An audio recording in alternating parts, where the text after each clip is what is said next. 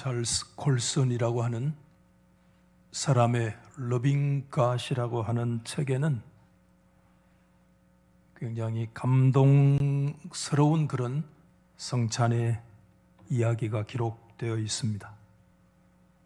월남 전쟁이 한창 진행되고 있을 때 미군 제프 파웰과 테리 존스가 F-105 전투기를 타고 임무를 수행하던 중에 연료 탱크가 폭발을 하면서 구사 일생으로 생명만 건지게 되었어요. 그들은 베트콩의 포로가 되어져서 긴 세월 동안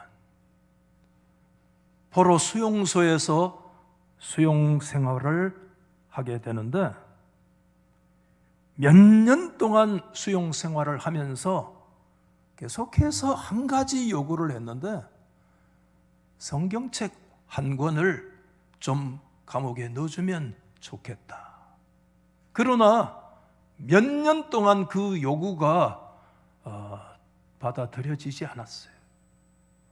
몇 년 후에 영어를 할 줄 아는 취조관 한 사람이 성경책 한 권을 감방에 넣어 주었습니다.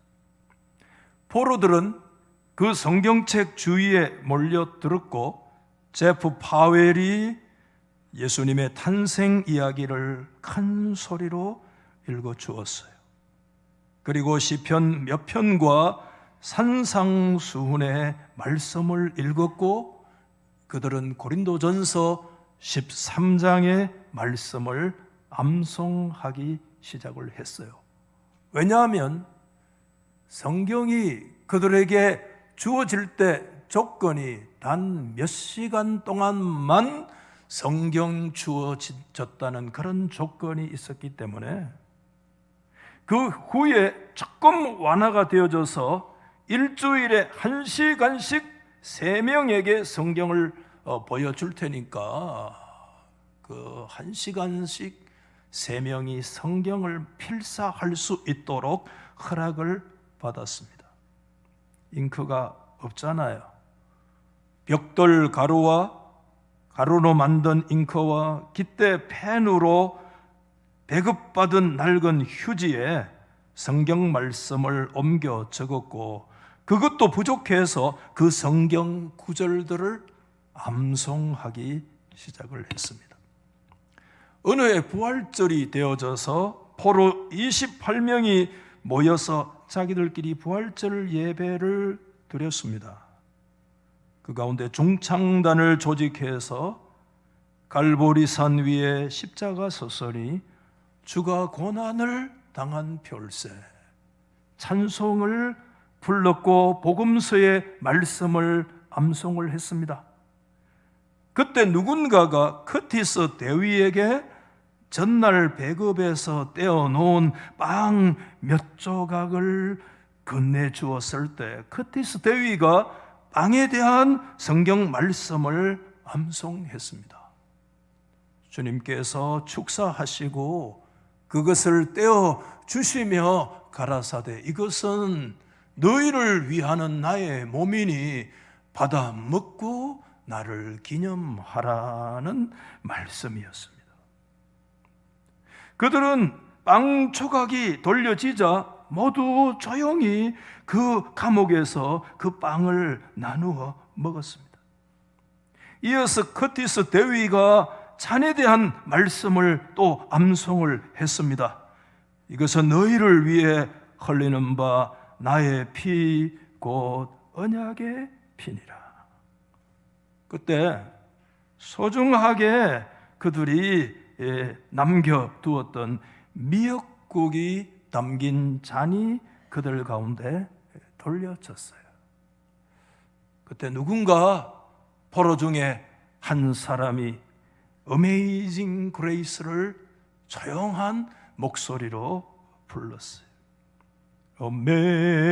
Amazing Grace, how sweet the sound that saved a wretch like me. I once was lost, but now am found. Was blind, but now I see. 그 노래를 부르는데 커티스 대위가 그 미역국에 입을 대는 순간에 울음이 터져 나왔어요. 그는 그 감옥에서 여러 해 동안 자신들이 당하고 있는 고난과 주님의 고난을 동일시할 권리가 과연 자기들에게 있는지를 깊이 생각해 보았습니다. 자신들이 당하고 있는 그 고난 가운데 주님께서 살아 임재해 계신다는 사실을 그들은 분명히 체험할 수가 있었고, 그들은 예수 그리스도가 승리하셨다라고 하는 사실을 그 가운데 확신하게 되었습니다. 그들은 전적으로 의지함으로써 그들은 주님의 죽으심과 부활을 증거할 수 있는 그런 특권을 그 수용소에서 미역국으로 행하는 그 어설픈 성찬 예식을 통해서 생생하게 체험하게 되었다고, 전쟁 이후에 이곳저곳에 다니면서 그 영적인 체험을 간증하게 되었다는 그런 글을 읽어봤습니다. 오늘 우리 사랑하는 성도 여러분, 우리는 오늘 성찬 예식 앞에 다 서 있지 않습니까?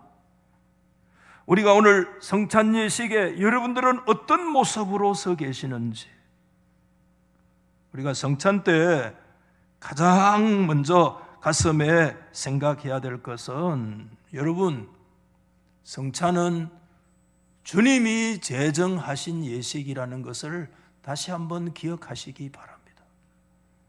아멘이세요? 사람이 제정한 거예요? 목사와 장로들이 만든 제도예요? No. 주님이 제정하셨고, 주님이 친히 실시하셨고, 주님이 오늘 우리에게 명령하신 제도라고 하는 사실을 우리가 다시 기억할 필요가 있는 것이죠. 오늘 여러분 23절에 내가 너희에게 전한 것은 주께 받은 것이니 곧 주 예수께서 잡히시던 밤에 떡을 가지사, 그렇게 말씀했어요. 교회가 성찬을 행하는 이유가 예수님께서 직접 제정하시고 우리에게 행하라고 명령을 하셨기 때문입니다. 여러분, 주님의 제정이요, 주님의 역사라고 하는 것을 우리가 놓쳐서 안 된다라고 하는 것이죠. 그러므로 24절 말씀에 보면 축사하시고 떼어 이르시되 이것은 너희를 위하는 내 몸이니 이것을 행하여 나를 기념하라 하시고, 여러분 오늘 이 말씀에서 핵심이 바로 뭐냐 하면, 우리 한번 받아해 보실랍니까? 너희를 위한, 뭐라고요? 주님께서 말씀했습니다. 이것은 너희를 위한 것이다. 주님 자신을 위한 것이 아니에요. 너희를 위한. 여러분, 복음의 핵심은 남을 위한 것에 있습니다. 예수님은 자신의 유익을 구하지 않으시고 자신의 몸을 바치셨습니다. 십자가의 정신은 남을 위한 것입니다. 우리가 성찬을 영어로 커뮤니온이라고 얘기하기도 하죠. 커뮤니온. 커뮤니온이 뭐죠? 함께 먹는 식사다, 예식이다, 그런 뜻입니다. 교회는 함께하는 공동체라고 하는 사실을 우리가 생각할 때 정말 우리가 영적으로 하나님 앞에 우리가 오랜 신앙생활을 하면서 신앙의 성숙도라고 할 때 영적 성숙이라는 거 있잖아요, 그렇죠? 그 영적 성숙에 제일 중요한 것이 뭐냐 하면 그게 나 자신만을 위한 것이 아니라 뭐죠? 남을 위한 것. 내 입장 이전에 다른 사람의 생각을 먼저 관심을 기울여 주는 이게 복음의 가장 핵심적인 정신이라는 거예요. 영적인 성숙의 역사가 어디서 나오느냐? 이게 다른 데 있는 것이 아니라 다른 분의 입장을 더 깊이 우리가 고려해 줄 수 있는 그 여유, 그 정신, 그 자세, 이게 뭐냐? 이게 신앙의 성숙의 모습이다. 바울은 고린도 교회 성도들에게 성찬에 대해서 다시 편지를 보내 가르치면서 성찬의 두 가지 의미를 말씀해 주고 있다고 저는 그렇게 믿는데, 첫 번째 의미가 뭐냐 하면 죽음의 의미죠. 죽음의 의미. 여러분, 성찬은 그리스도의 죽음을 기념하는 것이고 주님의 죽음을 선포하는 예식입니다. 주님의 죽음은 희생적인 죽음이죠. 그러나 희생의 죽음으로 끝나지 않으시고 주님의 죽음은 거기에 한 걸음 더 나아갑니다. 대속의 죽으심인 줄 믿습니다. 예수 그리스도의 죽으심은 대속의 죽으심이라는 거, 날 대신해서 죽으신 죽음이라고 하는 거 깊이 생각해야 됩니다. 이거 성찬의 제일 의미가 죽음에서 그 주님의 죽으심이 희생에서 끝나는 것이 아니라 대속의 죽으심으로 죽음을 맞이하셨다라고. 여기에 대해서까지는 우리가 그래도 아멘 할 수 있어요. 그러나 이 죽음에는 항상 함께 따라오는 것이 있습니다. 그게 뭐냐 하면 나의 죽음을 말하는 거죠. 우리가 그리스도의 죽음만을 생각하면 늘 우리는 사실상 반쪽짜리 성찬 예식밖에 하지 못하는, 그리스도의 죽음 속에서 우리 자신의 죽음에 대해서 인식하지 못하는. 그래서 여러분 로마서 6장에 계속해서 바울은 그의 죽으심만 얘기하지 않고 그와 함께 나의 죽음, 우리가 함께 십자가에 장사되어진 모습에 대해서 계속 말씀했어요.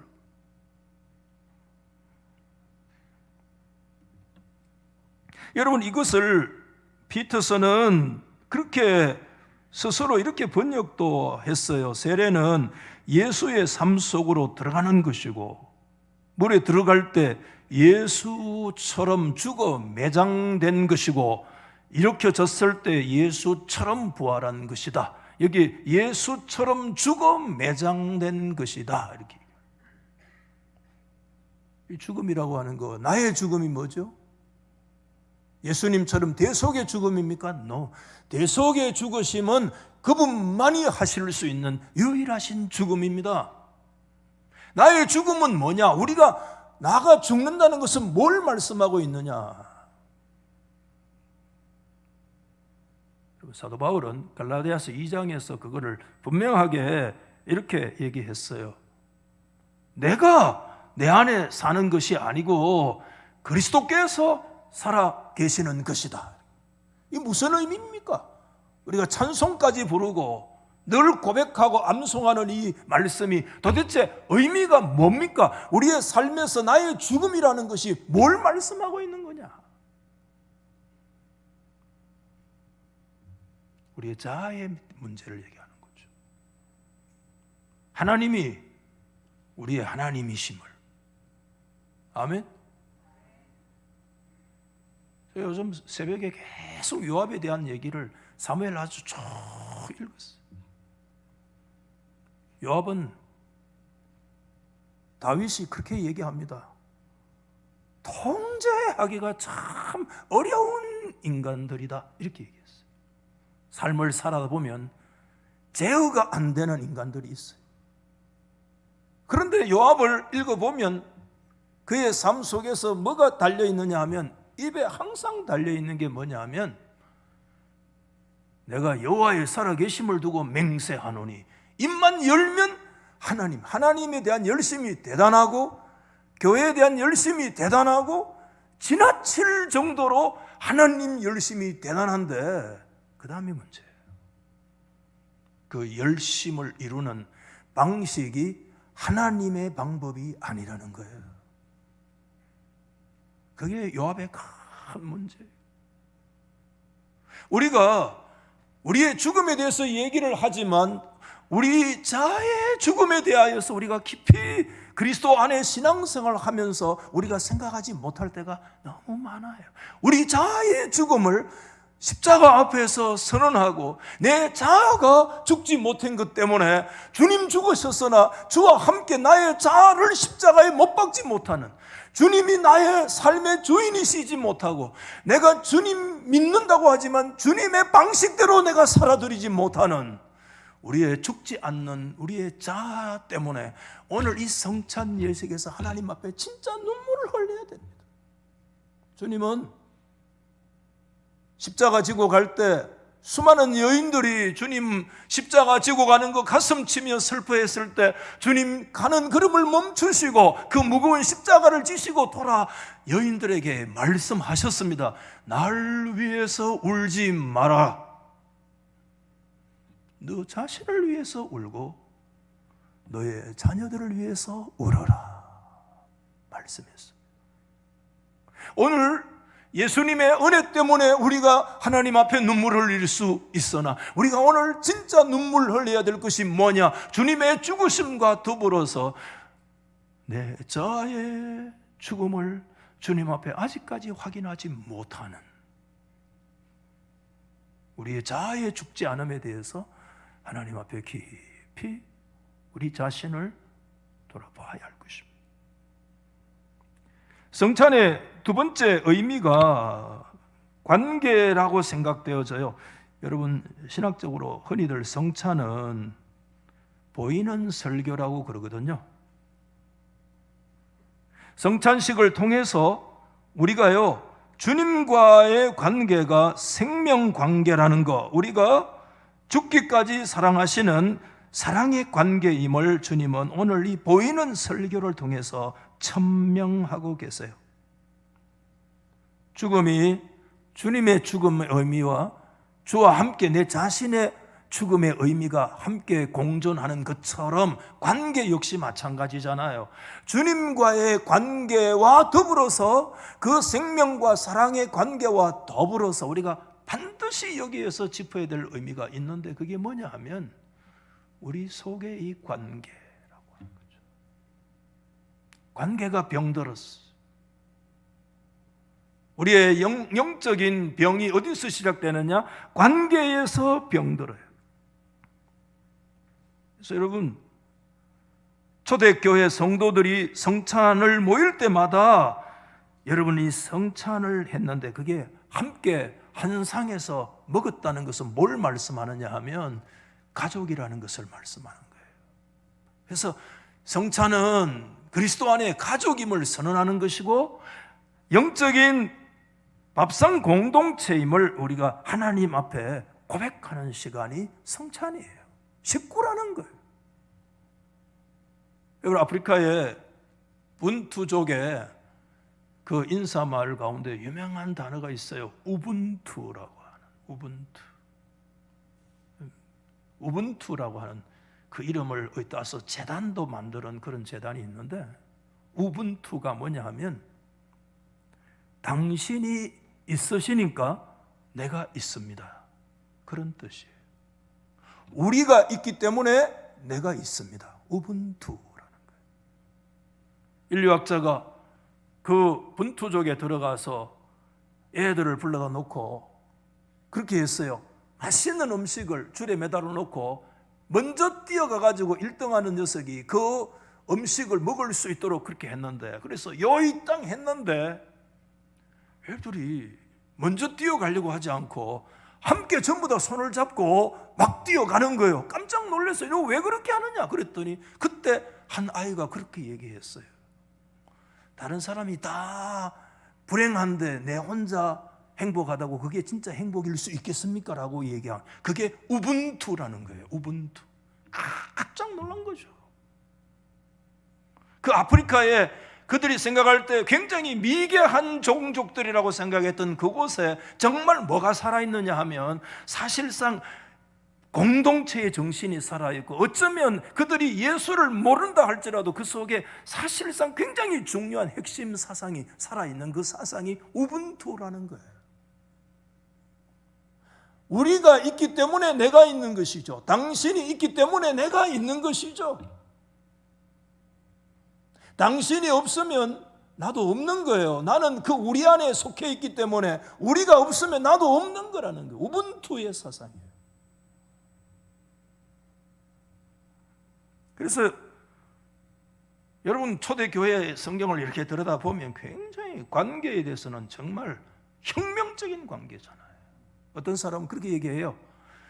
왜 사도 바울은 노예 제도를 폐지를 주장하지 않았는가, 이렇게 얘기하는 사람이 있어요. 사실 잘 모르는 거예요. 형식적인 노예 폐지는 20세기까지 와도, 초기 19세기 말까지 가도요, 그거 어려웠어요.